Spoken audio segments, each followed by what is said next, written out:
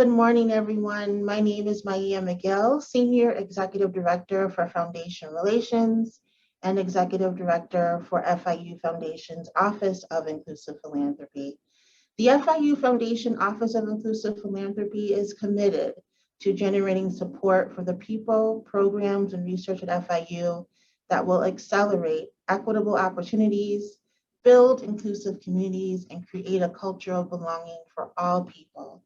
Specifically, FOIP seeks to critically examine and attempt to address how we can level the playing field and make room here at FIU for those who have been marginalized, excluded, or devalued, and who remain systemically underrepresented as a result of their gender, gender identity, sexual orientation, race, ethnicity, cultural identity, nationality, immigration status, ability, or spirituality.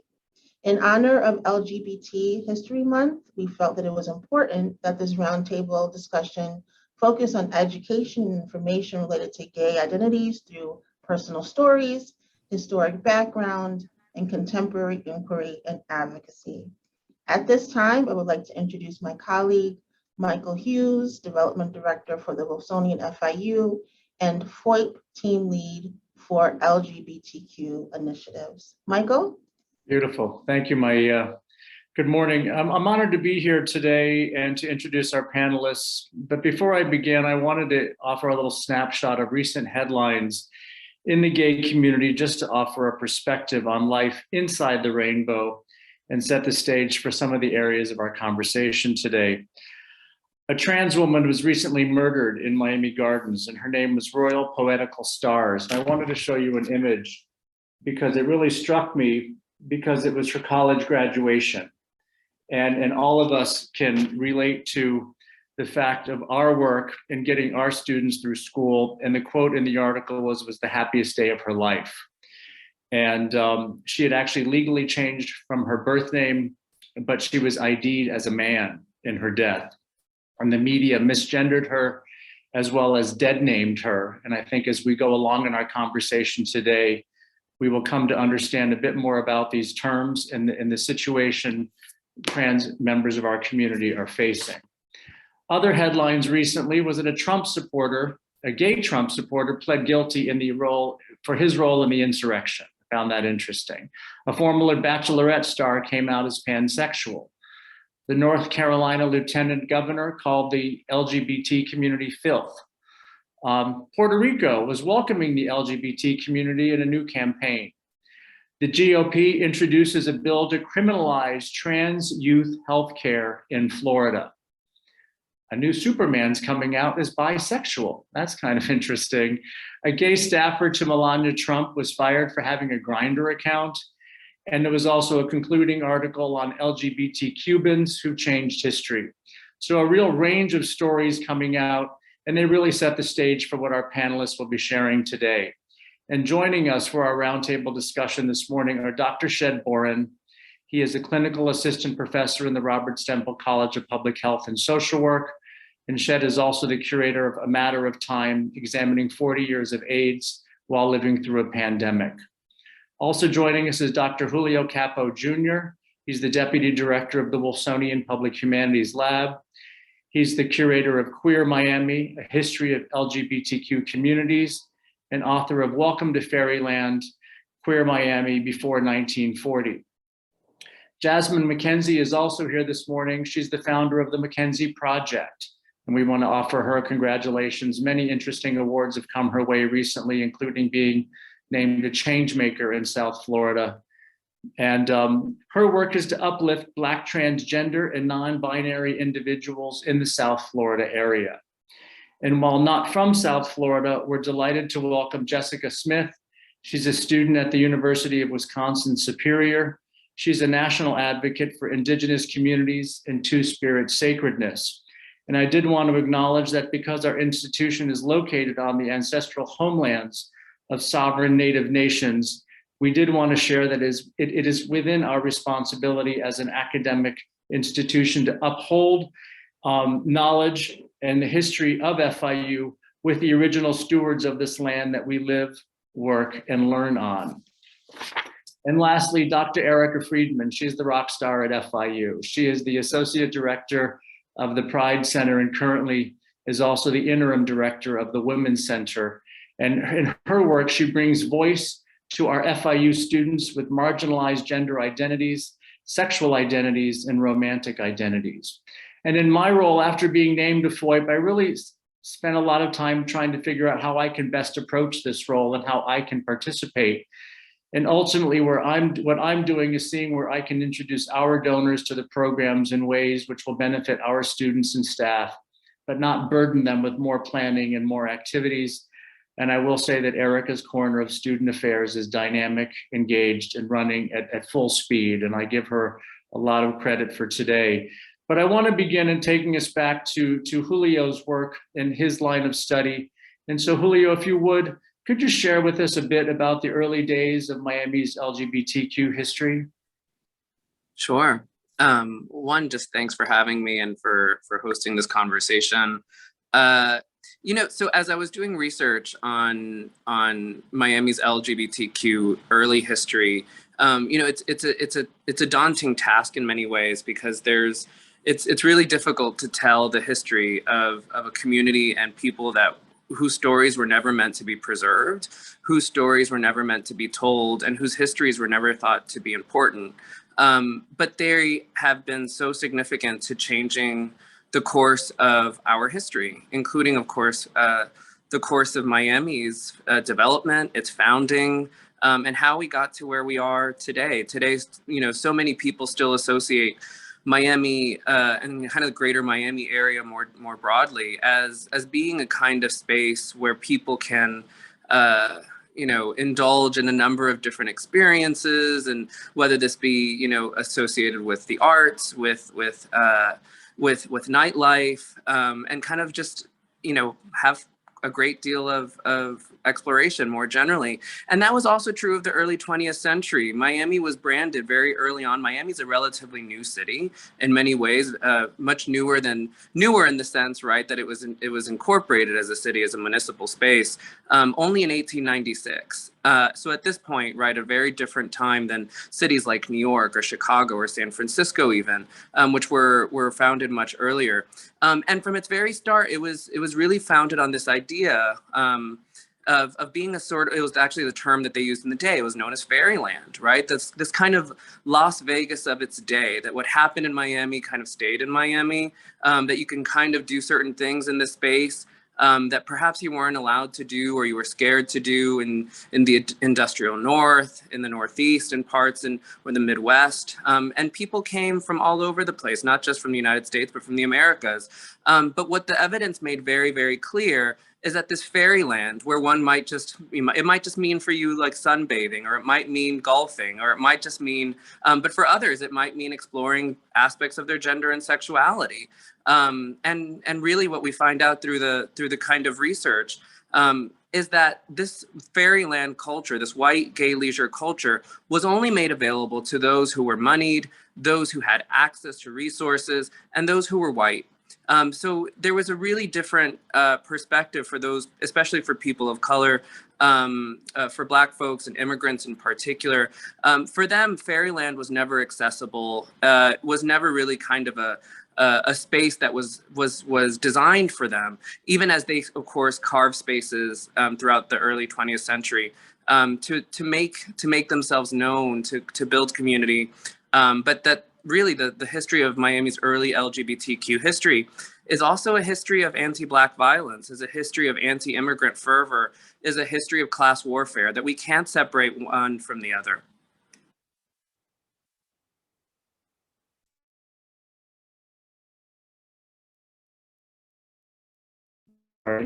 It leads me to ask then sort of about the legacy of this. And so put that in a contemporary lens as well, if you would, Julio.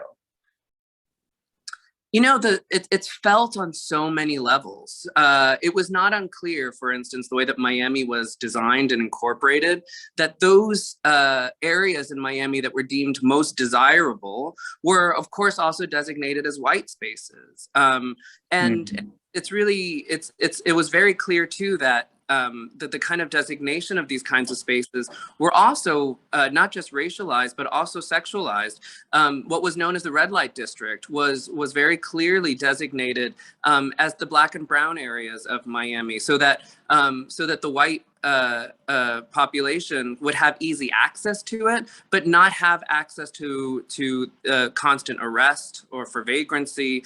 And the records make it very clear that there's a great deal of interracial sex that's happening through the sexual economy, through a number of different forms. But those who are being criminalized for it are not the white population. And the reason that this still has a legacy, for example, is that so many of our areas today are still racially segregated in this way. Access to resources, to income, to jobs, to this day, that's largely still felt. It's whether even the restrictions at our borders, from the very start, US immigration law sought to exclude people who they understood as being different, oftentimes on sexual and gender terms. That's a longer history, and I'm happy to expand on all that. But that's still largely felt in parts of our immigration law today, that one might be excluded from coming into a port city like Miami, because they were thought to be likely to become a public charge. Those who were excluded were often Black Bahamian women, those who came from the northern Bahamas, who were just by way of their race and gender assumed to be sex workers or assumed to be unlikely to contribute in any meaningful way to the economy. That's still largely felt in the way that people navigate their lives to this very day. Beautiful. And that's very insightful. And so, Shed, when you think about the exhibition you put on and the emergence and development of AIDS, and 40 years after those first reported cases, that same widespread judgment and hate, when few gays lived openly, tell us about the exhibition, its importance, and the gaps you were trying to fill in that work.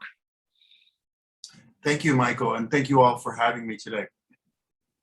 I just wanted to start by saying it's something interesting when you talk about some of the new notes and newsworthy articles that you mentioned. Something happened this week that really surprised me. And it surprised me, especially given the backlash that we're facing about critical race theory.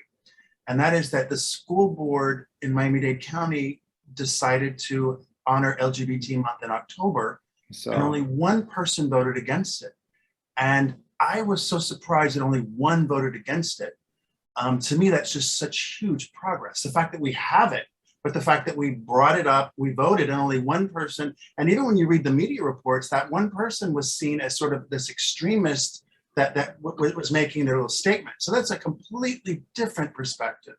And then you look at the same time, we're having this debate about the critical race theory and how we shouldn't be having these kind of conversations in the public schools. And it's just such a dichotomy to see that going on at this particular time. Speaking of dichotomy, I also find it interesting. My career is a little different than most traditional academics. I'm 56 years old and I just started at the university, starting a university career after 30 years of working in the community, doing various things. And I moved to Miami in 1991. So I've been here a while. And one of the things that, when I think about the history of Miami and my experiences in Miami, I came here and I worked directly in HIV care. I graduated from high school in 1983. Remember, the virus, the first case of AIDS was known in 1981. And so I've always known that this virus was there. I always felt like I needed to be a part of it. And so for many, many years, my primary focus was HIV, never the prevention side, always the care and treatment side, and how do you help people make peace with their lives, et cetera. And I remember my first job at Mercy, I came here and was working at Mercy Hospital, and my first task was to actually go to all the departments in the hospital to say, these are people, these are human beings, please respect where they're coming from. And it just seems so basic to go back 30 years to say, please treat people with kindness. You might not understand them, and that's okay. But remember, they're going through very difficult times. Please be kind. Well, what a no-brainer, what a simple, now you go to the hospital and I'm the manager of first impressions and everything is about customer service and all this kind of stuff. And yet that wasn't the case 30 years ago, especially for this marginalized population. So part of telling the story in a matter of time was reminding people about the issues of discrimination, about the issues of fear. Remember, AIDS changed medicine, not just for the LGBT community, but it changed medicine. We didn't have, rubber gloves at the bedside of just every activity in a hospital like you have today. You have the gloves. You did not go to the dentist and see all the plastic everywhere. That's a result of AIDS. Also, the conversations much more about the informed consent and making some of your own decisions became as a result of these conversations in AIDS. So it really did have a broader implication for society. And I think that story needs to be told. But then finally, I want to say that it's interesting to be telling the story of AIDS and discrimination against AIDS while we're living through a pandemic. At the same time, we have all these things going on in the community that are dividing people. You have this commonality of a disease, that COVID, that we can all get. And yet somehow that became politicized. And so I look back at the history of AIDS, and I remember it was politicized in the early days of AIDS because it was the other, it was the gay people, it was the drug users, it was the ethnic and racial minorities, it was those people. And yet somehow today we're looking at this and it's not those people, it's us. And yet we're finding ways to divide us. And it just makes no sense. And that was, to me, the thing that was so exciting, because I actually taught a class in the summer at the museum. So we actually went through, looked at the objects in the museum. We talked to people. We talked about the stories of various survivors and people who passed away and all sorts of stuff. And it was fascinating to see the students responded, because they realized how much society's changed and yet how very little has changed. So it was a really exciting project. That's really poignant. And I really appreciate how you can bring it right to today. And we forget, you go to the dentist, you go to the hospital, and all the plastic here, everything that's there, has your health condition changed? You're always asked by your health provider, et cetera. So Erica, what I'd like to do is bring in Jessica and Jasmine through the prism of a conversation that you would have with them, and really talking about our community more broadly and how we can be inclusive given what we've just heard.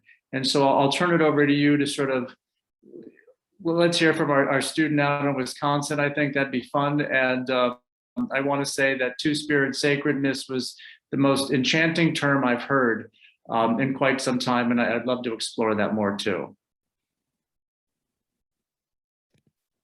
Sure.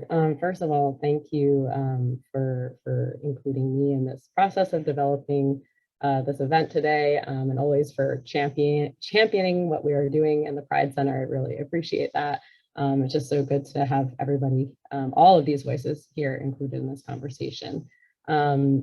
Inclusivity is a big part of the work that I do in the place that I come from in the Office of Social Justice and Inclusion. So I think about this a lot, and it was really important in our conversations when we were initially thinking of who to bring onto this panel. How do we include voices that don't often get heard? I'm always thinking about this in my positionality as an associate director of a Pride Center.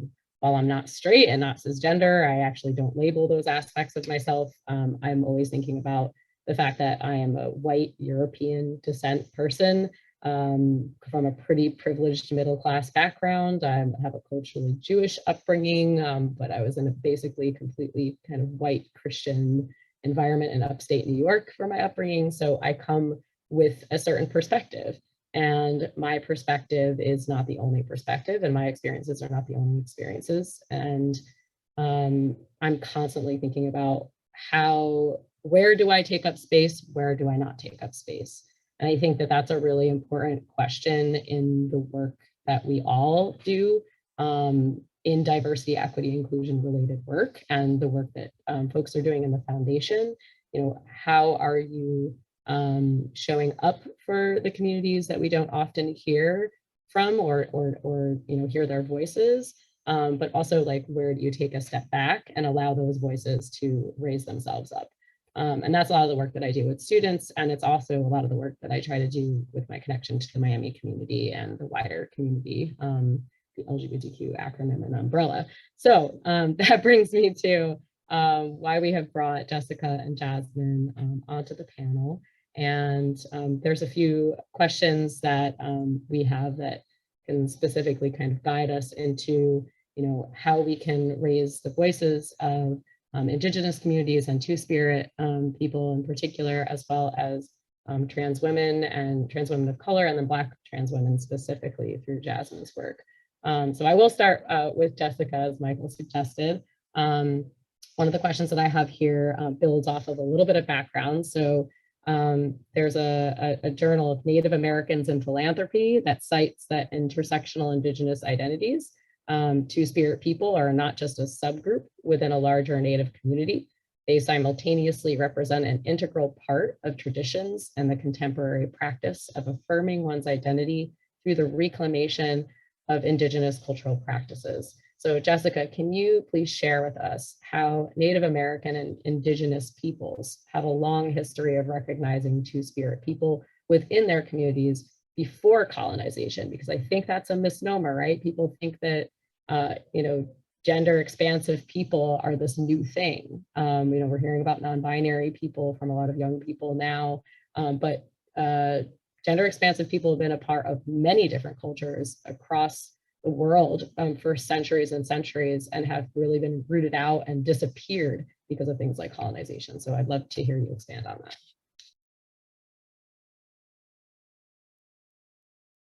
So I just want to start by this quote that I found, and I think it kind of reflects me as well as a person, but it's being Two-Spirit is being bestowed with the gift of sight and feeling. Two-Spirits have the gift of seeing from both a male and female perspective. And so in many cases, it is easier to see into others as we can see into ourselves. And that is from Marcy Angelis, who is an artist and an Indigenous trans rights activist. But to get to the question about Two-Spirit prior to colonization, across many tribes in the United States and even in Canada, Two-Spirit people were considered sacred prior to colonization, because we had that ability to see through both a female and a male perspective. We were able to take on roles in the community, in the tribe, that both a male and female were typically known to be doing. So that would, and like, not only just, one thing I want to start by saying is that there's a lot of misconceptions when it comes to being Two-Spirit. A lot of people think that it's just a sexual term that's looped in with LGBTQ. And it's more than that. It's more a spiritual term, because being Two-Spirit, you have both a masculine and a feminine spirit. And it's not only and not always a sexual identity. There are, people who think that if you have, or if you are a gay Indigenous person, that you're automatically Two-Spirit, and that is very untrue. So there are a lot of misconceptions with that. I myself identify as a Two-Spirit pansexual female. So, and that's another misconception, that people think that if you identify as Two-Spirit, that makes you a trans person, and that is incorrect as well. And it has a lot to do with that spirituality piece of being Two-Spirit. Prior to colonization, within our tribes, our people that were Two-Spirit were held to a more sacred and higher regard because of their ability to see through both a masculine and feminine lens.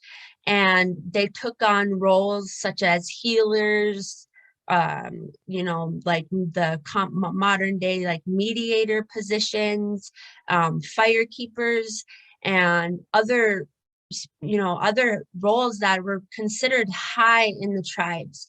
And personally, for myself, that's how I knew when I first started kind of coming into knowing that I was Two-Spirit, was when my dad passed away in 2009. And we all grew up and always were told that only men could be fire keepers. And traditionally, when somebody in your family dies, you hold a fire for them for 4 days. And when my dad died, everything inside of me told me that I was supposed to be the one to keep his fire. And that, you know, even though I'm not in the male body, that's not going to stop me from being my dad's fire keeper. And I actually spoke with an elder and asked if it was okay to do that. And the elder said, if that's what you feel in your spirits, then yes, do it. And ever since then, that's when I kind of started being more in tune, in touch with my two-spiritness.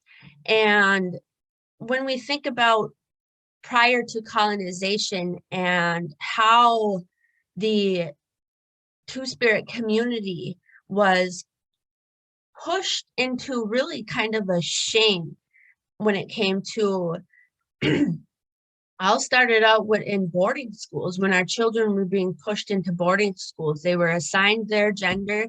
They had to stick to that. They had to be assigned an English name. They weren't allowed to practice their culture. They weren't allowed to speak their language. They definitely were not allowed to, you know, do or say anything that was out of their gender norm that they were, you know, assigned when they went to the school. So, coming out of that, two-spirit people really had, you know, a hard time getting back to the sacredness that we had prior to that.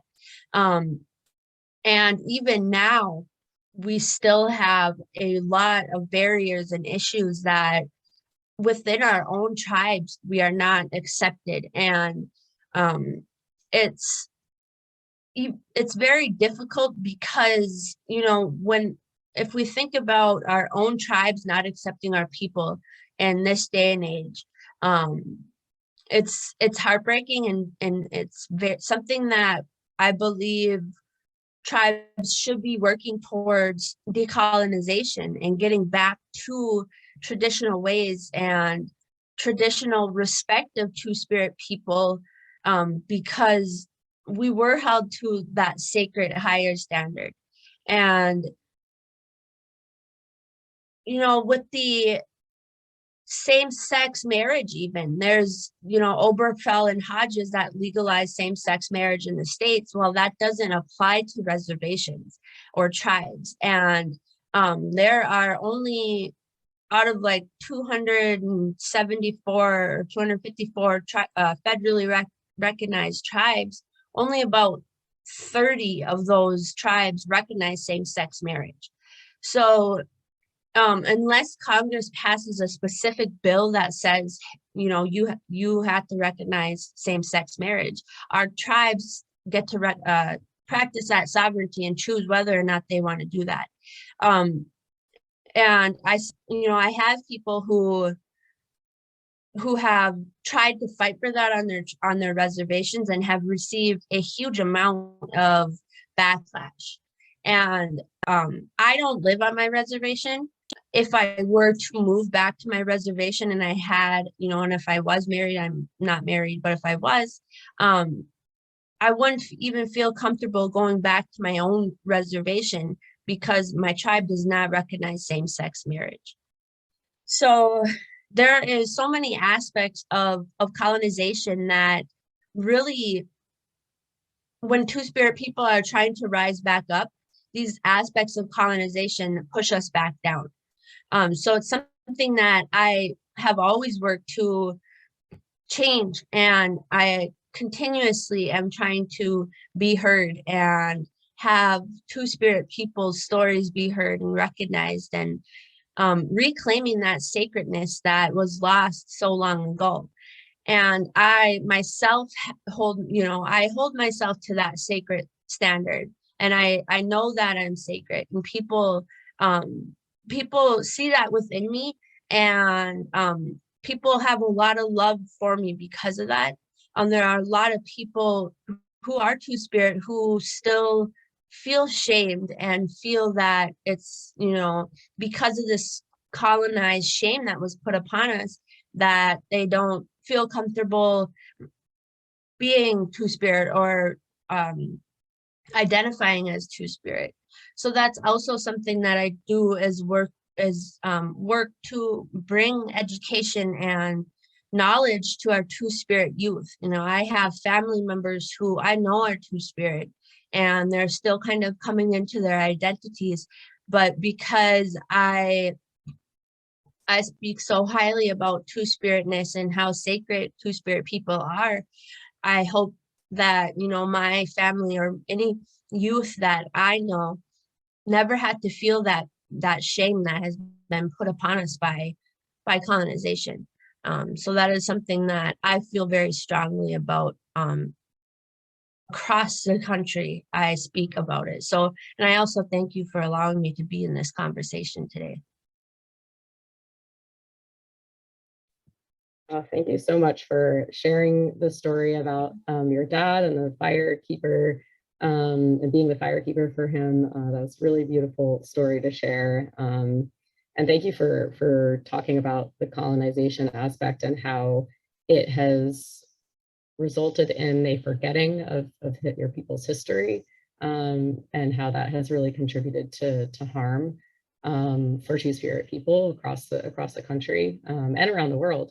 And I just wanted to kind of like highlight a little bit of that, because I think just a little more background, and Julio, maybe I don't know if you've kind of seen this in some of the historical readings that you've done, but I know from the work that I've done that there's a history of like, for example, women going into Native American communities back, you know, when colonization happened in this country, and literally like teaching a form of kind of cisgenderism, right? To fit people into very binary boxes within those communities. And like, we have actual historical evidence of these like educational practices happening within tribal communities coming from white European women in particular, just removing that history and that experience for people. So I think it's really important just to highlight that this is like, it can sound, when hearing it, it can sound like, oh, you know, these Native American tribes aren't like woke enough or something, or no, like this history was lost. And it's the responsibility of, you know, white Europeans really to help kind of talk about these stories and to recognize that this is, you know, still a part of our ancestry and our history, and, you know, what we're responsible for doing to the people of this land. Erica, if I can, I just want to, if I very briefly, that's exactly right for Miami's founding too, that a part of building of the Fairyland culture was Indigenous removal, right, and violence against Indigenous people.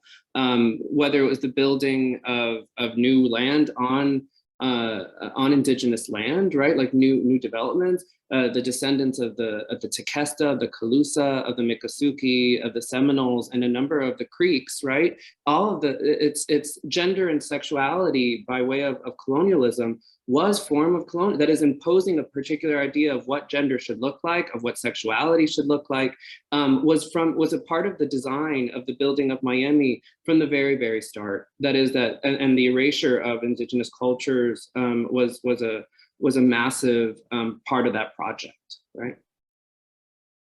And I think this actually leads pretty well into questions for Jasmine, because I think that there's this history of loss of knowledge across the world of people who are gender expansive across the board, be it trans people, non-binary people, been a part of this history that's been lost and forgotten and erased. And so I wanted to give Jasmine a chance to tell her story, because I think it's important that we hear stories. So tell us a little bit about your story, also getting to where you are today, how that's influenced the work that you currently do. Good morning, everyone. For me, I would say I was 14 years old, and I was living with my aunt. And at that time, my aunt would do overnight working. She was a registered nurse, and she do overnight with a private duty company. And at that time, I was 14. I had a boyfriend, and my boyfriend would come over, and come over at night while my auntie was at work. And this one particular day, her and her coworkers, they had got into it, and she was sent home. And when she was sent home, I was home, and my boyfriend was at the home. And she came home, to make a long story short, she came home, she stayed in the car outside, and she just went, like, you know, came inside the room, asking 1,001 questions, looking under the bed, looking in the closet, looking everywhere. So she ended up seeing him in the closet naked. And then she was like, oh, what's going on? What is this? Is this the life you want to live? Blah, blah, blah. And then she was like, pack your and get the, and then, you know, at that time, I'm like, I'm 14 years old. Where am I gonna go at 2 o'clock in the morning? So I had to, you know, I got a few clothes and I, you know, got out the house. I walked around the corner by Popeyes and I called someone who I was good friends with. At that time, I was in a dance department at Miami Northwestern Senior High School, which they called the Payback Dance Department. And right around that time, I had met a senior. He was a senior. And I was like telling him the story, and he was like, well, there's nothing much I can do. And he was like, what about such and such? And such was someone who I met maybe about 3 weeks ago, because I was a part of a community dance group. And they had already said that this person was already interested in me. And at this time, I'm 14 and he's 46. And I'm like, what am I going to do with this man who's old enough to be my daddy? And it was just like, well, just call him and see what he can do. Because at the time he was, you know, he was privileged. He was a doctor and a lawyer, so he had money. So I called him, and he was like, "Well, what's going on?" And then I told him what's going on. He said, "Where you at?" He came to pick me up, gave me a room in one of his house. So I ended up just going to sleep. Woke up, went to school. Then he was like, "Here you go." And I was like, "What is this?" He was like, "This is some car keys in a car. You need to go to school." He said, "You're gonna be living under my roof? You need to go to school." And I was just like, well, who said I know how to drive? I ain't got no license, no nothing. And he was like, well, I can't take you to school. You need to go to school, make it there and back. So he gave me the keys. I drove to school. You know, I went to school for probably about 3 or 4 months. And then one of the individuals who was in the dance program told the dance teacher that I was dealing with this person. I wasn't dealing with this person. I was just living with this person at the time because I had nowhere to go. So they called, the school teacher called my aunt. My aunt came out to the school. It was a big old scene. Like, it was so big, like everybody in the school was like, looking like, what's going on? Like, it was real big. So at that time, when my aunt came out, she, you know, carried on. So after that, I never went back to school. To this day, I tell people all the time, like, you know, to this day now, I still don't even have a high school diploma. And I'm accomplishing so many things and changing the world for so many people, and I don't even have a high school diploma. So to make a long story short, because it's very detailed, it's a lot, I'm gonna make it as short as possible. Then maybe a few months later, I ended up went to go get tested. And when I went to go get tested, I was on my way to school one day, and like I was catching like the Metro Rail thingy. It was in Coral Gables, and the clinic was over there. So the man came, and one day he saw me at the Metro Rail station. He was like, "Hey, I need you to come in." He was like, "You didn't get a phone call?" And I was like, "No, I didn't get a phone call." And he was like, "I need you to come in," or whatever. So at that time, I'm just like, "Yeah, whatever. I hear you talking. I'm not coming in." So the health department ended up coming to my aunt's house. And one day they came to my aunt's house where my family was having a family event. And they come knocking on the door, asking my name. So everybody in my family like, well, what's going on? We know what happens when someone comes to the house from the health department. Something is not right. So everybody goes to talking. It goes on social media. They start making posts and start talking about me and blah, blah, blah, blah, blah.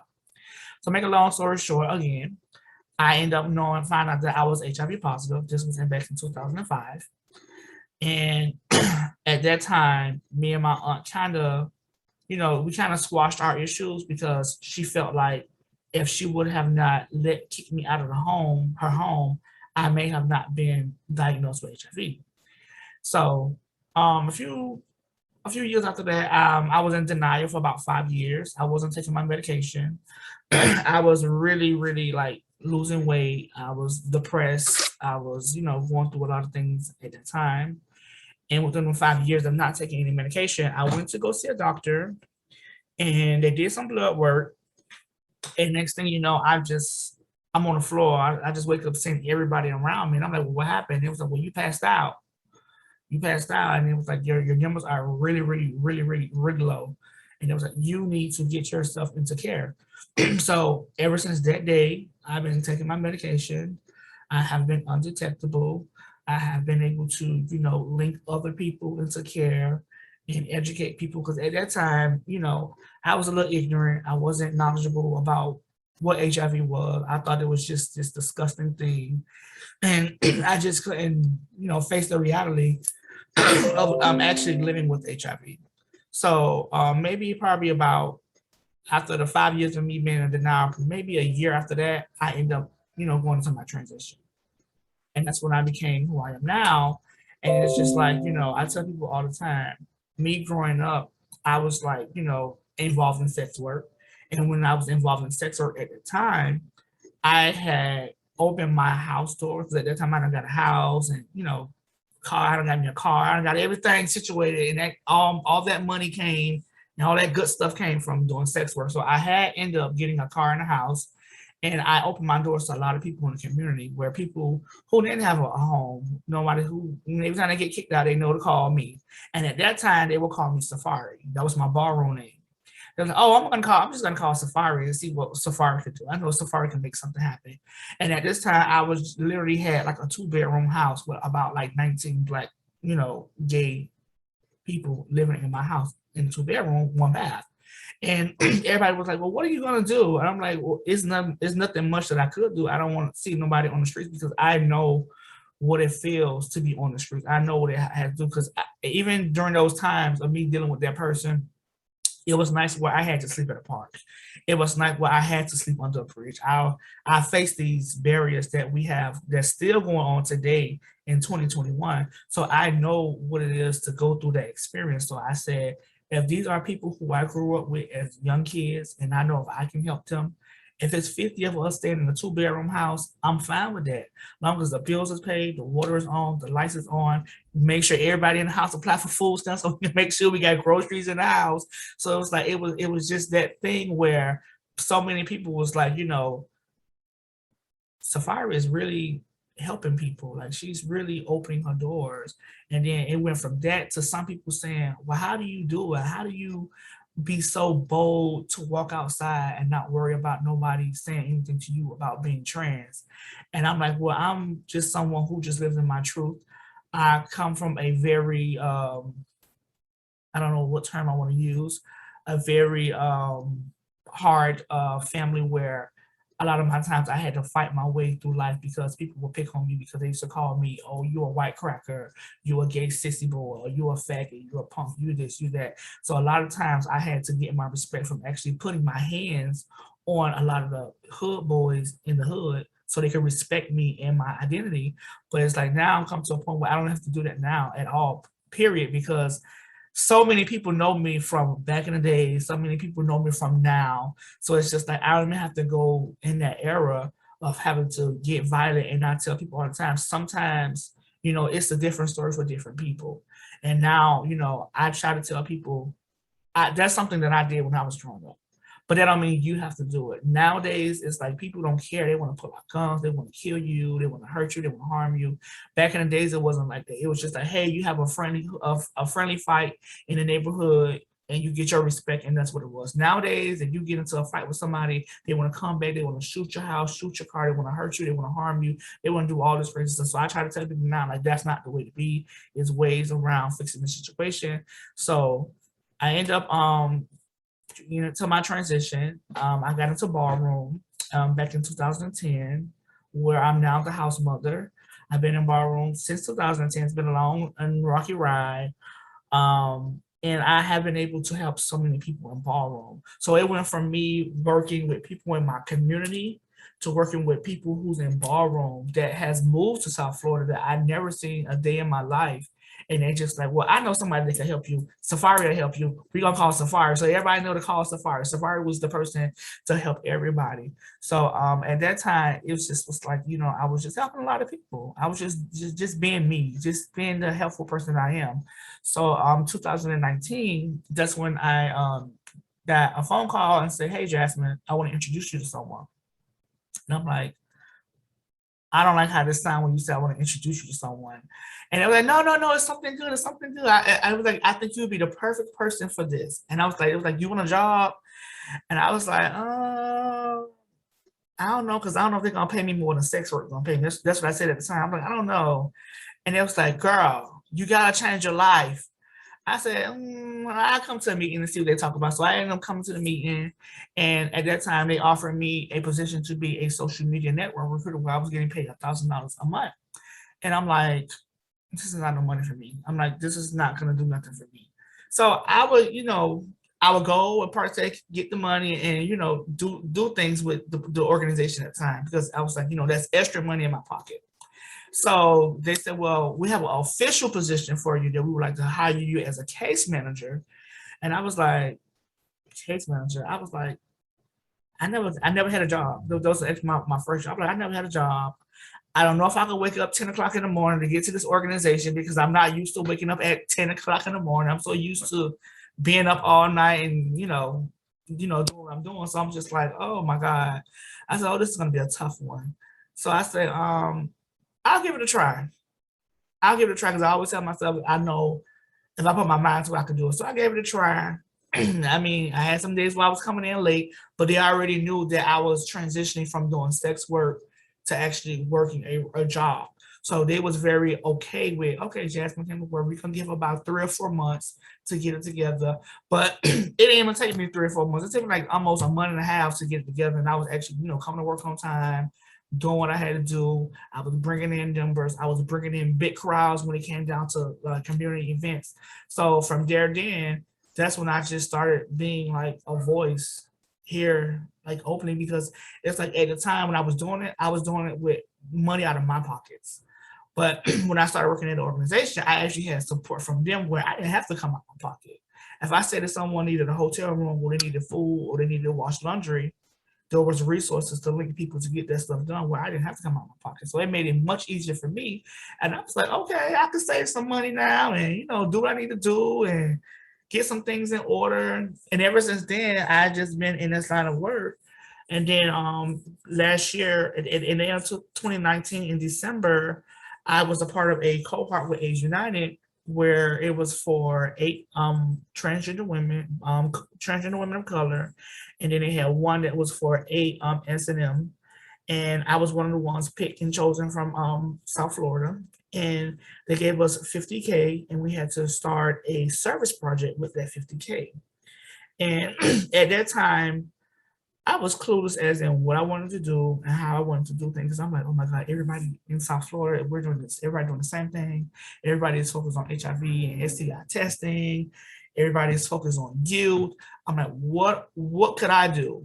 And then I had to create a name, and I was like, oh my God, I want something that says trans. And I said, no, I don't want nothing with trans. I said, I want something when they read the name, they don't even think nothing about trans. So I said, well, my last name is Mckenzie. So I said, what about the Mckenzie Project? And then I was like, kept saying the Mckenzie Project, kept writing it in different ways. And so I ended up coming with the name, the Mckenzie Project Inc.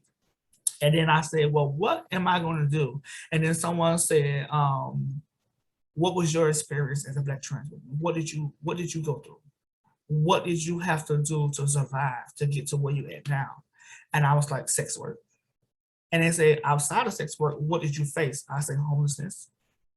And that's how I ended up coming up with my whole mission, where I want to focus on Black transgender women, but Black transgender folks and non-binary folks who are facing homelessness and engaging in survival sex work. And what I do now is I have in-person trainings to teach these people how to become self-sufficient, create a business, and earn income by doing. I have a hair class. I just had another hair class this weekend where it was a hair class, and it was a prep talk one-on-one where I invited Black cis women and Black transgender women. And the good thing about that is in the Black culture, a lot of people who are around in the community that support and are allies, they don't know or believe in PrEP.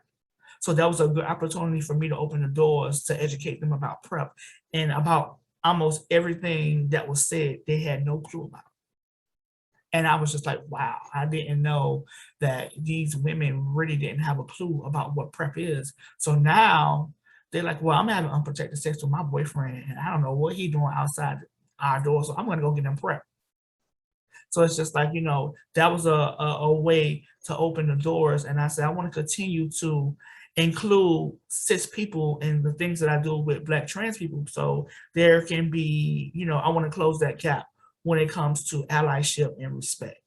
And when it comes down to knowledge and education. So it was a good thing that was going on. So back to what I was about to say, we have the hair classes, we have the makeup classes, we have the photography classes, we have the web design classes, logo making classes, t-shirt printing classes. I just applied like 2 weeks ago for a really, really big grant. And hopefully I'll know by November 7th. And with that grant, I'll be able to start a SPOM. I think I haven't figured out a name of what I want to call it, but Erica gave me a name yesterday. So I think I'm going to call it the Mckenzie Institute, where I can give 60 girls, or it don't have to be 60 girls, it'd be 60 non-binary people, 60 trans people, $1,000 scholarship where I can help them start and open up a business, and they can come and get the training from me and a few other partners. So hopefully that goes well. And to those who are watching, that's a part of my story. Thank you so much for that, Jasmine. I really love your story, and I appreciate you being so open and sharing so much of it, and really to everyone for being vulnerable in their stories. And I wanted to highlight a piece of it because we are in this FIU higher education context. And it reminded me of the fact that we are all in this very privileged space as it is, having access to education and higher education in particular. And I think a lot about how we can make this space more accessible to more people. And your story just highlights so well how we can uplift people out of these survival situations by providing opportunity. And I think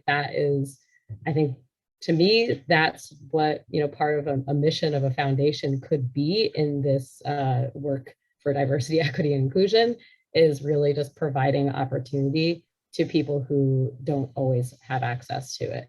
And education is a great location for that. So I love that you provide so much training to people in Miami, and that you're continuing to expand that through grant applications, but certainly more money is needed across the board. So that is the focus of this. I think the idea for this panel is to go in that direction. And another thing to piggyback off, in everything that I am teaching, I learn on my own. I learn from research. I learn from YouTube. I learn from just opening up apps on my computer. So let me see if I can figure out how to make a logo or a flyer or do so everything. It was it was self-taught by myself. And I have a habit. I'm up late nights. I do a lot of research. I do a lot of reading. And that's how I'm able to do a lot of stuff that I do now. Yeah. It goes to show that you don't, it's credentialism, right? You don't always need credentials to do the work. But, I think it still deserves the recognition, the same level of recognition and the same kind of financial support and salary and, all of that. Which is, a whole other can of worms to tackle. But I think it's important to acknowledge, that there are so many people out there that are doing amazing work and that, deserve that recognition and that support, and to have access to those credentials that, sadly are the thing that is needed sometimes to advance in the society. Erica, I wanted to thank you. And Jasmine, I'm curious, your own experience and how, in dealing with Shed's work, who, was basically working in HIV/AIDS for a long time, and clearly with medication now, your body, our bodies are much more stable and healthy. But I'm curious then, number one, in how an entity like FIU, when you speak of what you want to do with your next phase of your work through this grant, and those students that do aspire to go to college and things like that, but within the prism of managing their healthcare, managing their housing, and things like that, which I know Shed had spent, a number of years both at Camilla's house as well as his work at Mercy Hospital. And I think there's an interesting dialogue there that could take place just about what's out there in the community and where this community and the young women you're working with, where they aspire to. And if you'd share a little bit more on that, I'd be really curious to hear. I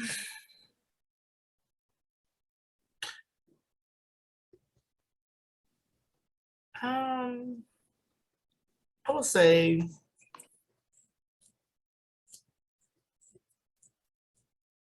can you repeat the question again? Let's take it to something really basic then. Is it really about need, or can you see some aspect where people can aspire and say, you know, I might want to go to college, or I might want to finish my GED, or is it really about, let's just get off the streets and stay on your meds or whatever it might be? I would say it's both.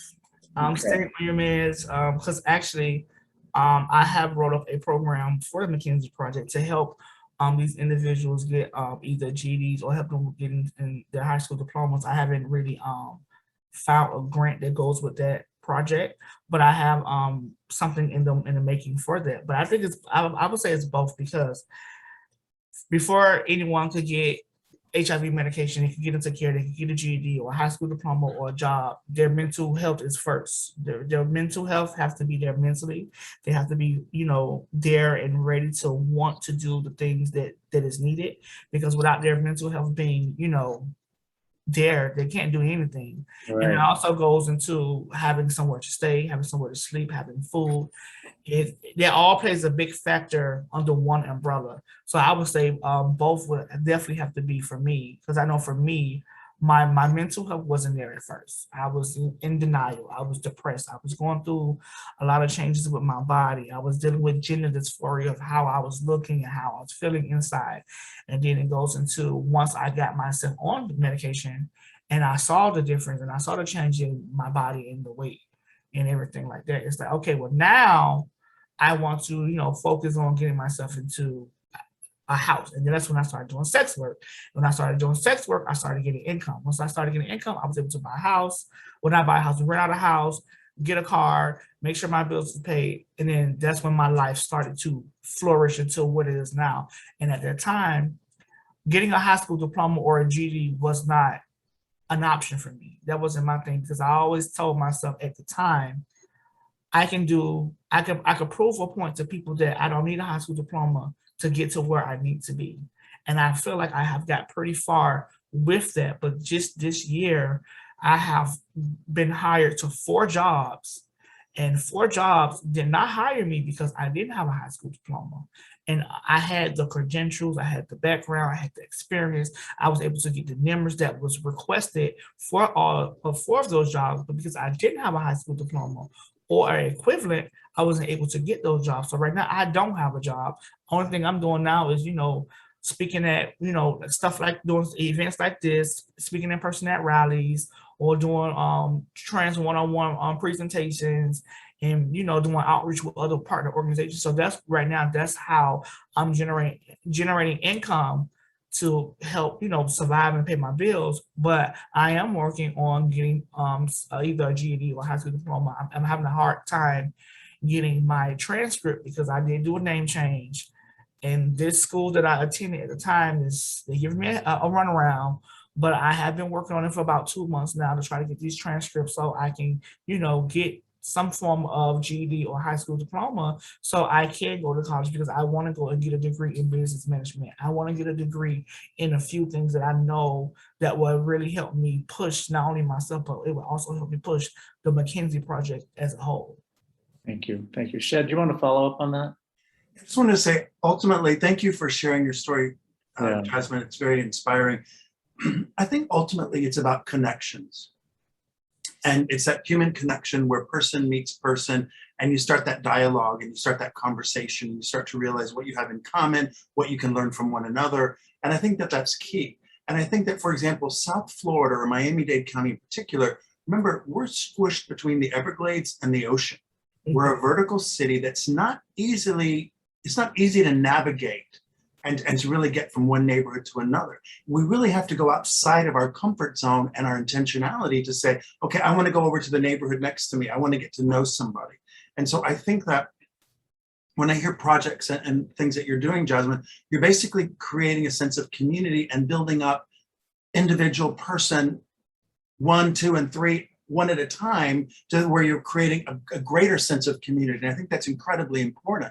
And I think that the role of something like FIU is to make sure that people feel that a university education is within their grasp, that it's something that they would feel comfortable to do. It's something that, you know, let's look long-term at what our goals are and how can we grow as individuals, but also as a community. Because we do live in a society that looks at credentials, right or wrong. We look at credentials, we look at where people are coming from, but also we have to look at education as that opportunity, as I think Erica gave the term, you know, the privileged space. You know, to me, going to college is not just about getting an education to get a better job. It's about, you know, the opportunity to meet like-minded people on this quest to learn, on this quest to grow, on this quest to sort of see what is life all about. It's being exposed to things like biology and art and communications and psychology and sociology and history. How can we learn all these different aspects to make our lives much more fulfilling? And I think that's what's key. And I think it's important, you know, the number of people, when you talk about like the ballrooms and things like that, it's so interesting to me because I remember back in the day, or in my day, that the whole ballroom thing was like so out there. It's just so, you know, how dare you even go there? I mean, who would want to know that? And now this TV show and this interest in this kind of stuff. And ultimately, it's about us wanting to belong and creating a sense of community. And I think it's wonderful what you've done. And hopefully we can figure out ways that the university community can be there, whether that's helping somebody get a GED or somebody talking to them about career options or educational options, because there's so much we can all do by just starting with the conversation. So thank you very much for that, for both Jessica and Jasmine, to hear those conversations, because individual lives really do matter. Yeah. We wanted to also hear from Jessica about specifically philanthropic investments in Indigenous communities and really how an institution like FIU can support Indigenous communities and Two-Spirit people and some of the challenges that are faced there.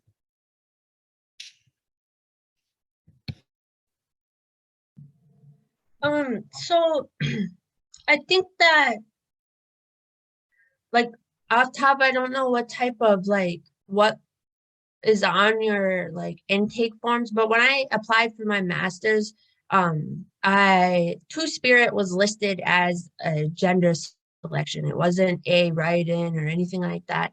It was on the selection. And seeing that immediately was like, this is where I want to be. I already know I feel accepted here. I already know I'm going to be, you know, I don't have to have any obstacles or anything like that because it's already on the form. And I think that's something that's really small that can make a huge difference in bringing in prospective students or Two-Spirit people. And I think that that's also something that's like within like any single form. I always advocate that, even in the healthcare system, you know, having that as an option. But as for like philanthropy, I would say, you know, it would be good to have a specific like scholarship fund that was, you know, specifically for Two-Spirit students. That's something that I have never seen. And, you know, I've seen so many different scholarships for different specific, you know, people or different people with different experiences and things like that. But having one for Two-Spirit people is something that I have yet to see. And I would love to see something like that in the future. And there are also different organizations that have Two-Spirit programming. There's not really a whole lot. And that's actually something that I have found in my research that I do for Sovereign Bodies Institute is because right now we were working on building like a database for Two-Spirit victims of crime or Two-Spirit and LGBTQ victims of crime, to have a database where they could access services that were, you know, specifically tailored to them, or that, you know, there were no boundaries that they had to jump over and things like that. And I really had a hard time finding programs like that. So investing in things in programming like that, I know Sovereign Bodies Institute does accept donations, and we do have a Two-Spirit program in an LGBTQ programming that we are working on, and it's kind of a long-term project because it has so many different aspects to it, and trying to really go through every single state to see what type of resources are available.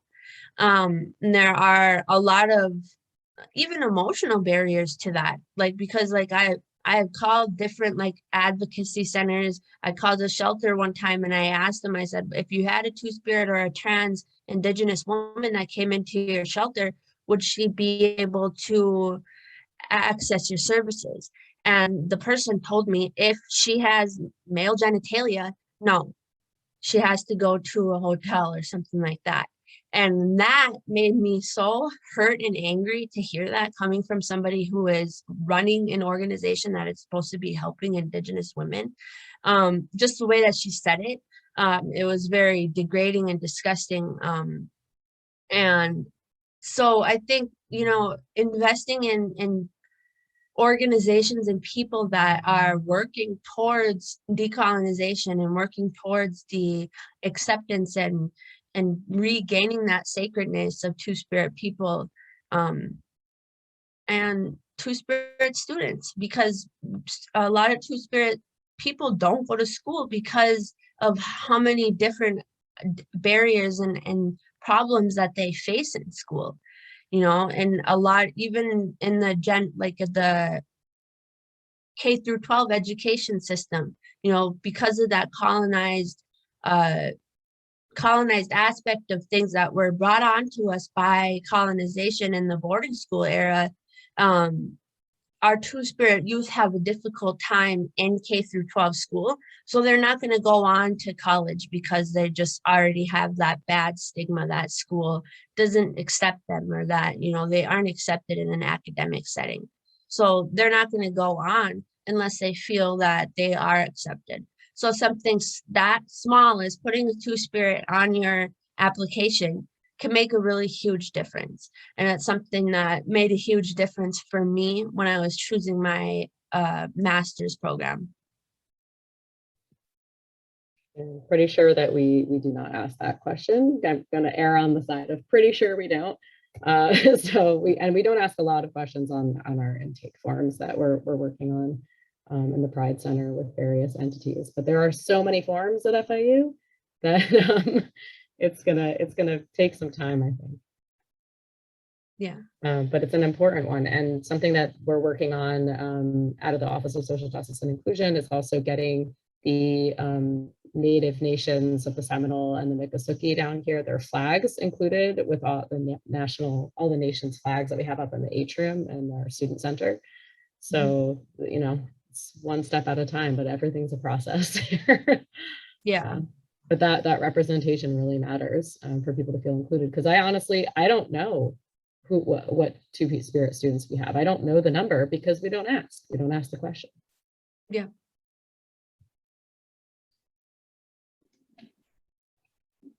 So Erica, I was going to just actually pivot to Shed into Julio for just a moment, and curious, Shed, the notion of the equity Jessica was bringing about everything from the intake forms, and Maya led an interesting discussion yesterday, which I think addressed some of that, but basically, you know, fundraising, our work as development officers and people who want to bring resources to issues, and the notion of human equity and what we've heard both from Jasmine and Jessica. Give us your thoughts on that in the big picture. I think it's ultimately about looking at the dignity of each one of us, ourselves and everybody else, and having an open mind and having a conversation. So for example, when we look at some of the transgender issues and people maybe misgendering individuals, et cetera, I've never experienced anybody getting upset when it's an honest mistake, a simple mistake, a conversation piece, and then there's an open to a dialogue. I think where division starts is when we don't have a dialogue and opportunity to exchange ideas. And I think that's what's so beautiful about a university setting. It is the opportunity, and life should be more like that in general, but it's the time to share those ideas and to share those conversations and to share that opportunity to grow as individuals. And I think that when we look at stuff like the philanthropy, especially when you look at the older LGBT folks who might want to give specifically to these kind of initiatives, they're coming from a place of trauma. They're coming from, you know, we talked today about PTSD and trauma-informed care and all sorts of stuff.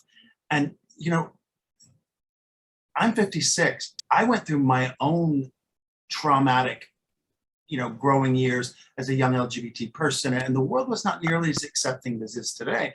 But then you look at the people that are 10, 15, 20 years older, and you see disproportionately how much more traumatic their lives were. And so how can we ease pain, whether that's the current pain of a young person or the pain of an older person? How can we make the world collectively more compassionate, more respectful? And again, it all starts with a dialogue, and that's the kind of stuff that I think we need to really encourage.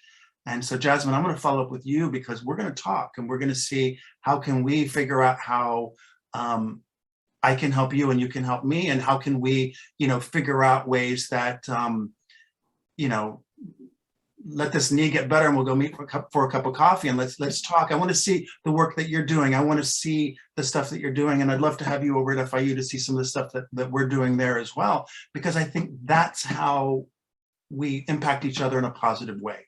It starts with a dialogue and it continues with a relationship that people build with one another. And I think that's what philanthropy really is. It's about building that future that we all want to partake in. There's enough pain in the world. Let's use that collective pain to create some beautiful things. And I worked on a film called The Day It Snowed in Miami, and which was about the Anita Bryant era, and why it took 21 years to pass the human rights ordinance in Dade County. And during that time, I got a chance to really get to know Gilbert Baker. And Gilbert Baker is the person who invented or created the pride flag. And, you know, it was invented or created in 1978 in response to what was happening in Miami in 1977, where we needed a symbol to show unity. And one of the things that he told me about the rainbows, initially it was about, you know, different colors on the flag. This one meant love and this one meant this and this one meant that, but it really became just about diversity. And so somehow you didn't need it. It was a universal symbol that didn't need an explanation. And then he said, the beautiful thing about a rainbow is it's something that's unexpected, that comes out of nature, that's just truly beautiful. And so whether that be Two-Spirit or LGBT or other aspects of that diversity, it's about us all coming together and celebrating that, not tolerating. Tolerating is a start. You know, I spent many years, oh, please just tolerate me, just tolerate me. And, you know, that's a start, but it's not the end point. The end point is where we celebrate our differences and we get a chance to really enjoy the beauty of that rainbow. God, that's beautiful. So Julio, would you, from the perspective that you know of, you know, early 20th century Miami to this 21st century moment and the work you're doing with the Public Humanities Lab and your own study, sort of bookend the two pieces from what you've heard a little bit about, and you know, what are the takeaways that you've heard today?